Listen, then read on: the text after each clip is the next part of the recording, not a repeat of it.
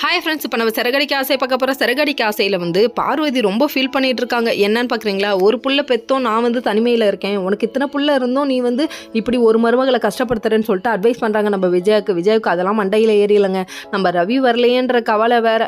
அதுக்கப்புறம் கால் பண்ணி எவ்வளோ கூப்பிட்டாங்க ஸ்ருதி வர முடியாதுன்னு சொல்லிட்டாங்க. ஸ்ருதி வீட்டில் எப்பாடா இப்போ தான் நிம்மதியாக இருக்குது, உன் ஹஸ்பண்டையும் கூப்பிடுமா இன்னும் நிம்மதியாக இருக்கும் அப்படின்ட்டு அவங்க ஒரு பக்கிட்டு பேச ஆரம்பிச்சிட்டாங்க. என்னதான் பேசினாலும் இதெல்லாம் நல்லா நடக்காதுப்பா அப்படின்ட்டாங்க.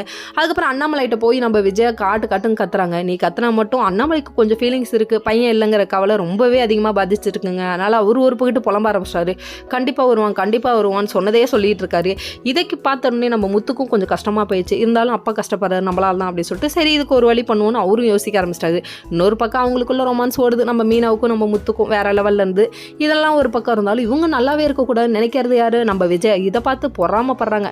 இன்னொரு பக்கம் நம்ம ரோகிணி அப்பாடா ஸ்ருதிய விஷயத்தில் இறங்கிட்டாங்க, நம்ம விஷயத்தில் தலையிட மாட்டாங்க இனிமேட்டுக்கு அப்படின்னு சொல்லிட்டு கொஞ்சம் யோசிச்சுட்டு நிம்மதியாக இருக்காங்க. இப்படியே எத்தனை நாளைக்குமா தப்பிச்சு விடுவேன், என்னைக்காவது ஒரு நாள் மாட்டுறது கண்டிப்பாக மாட்டோம்.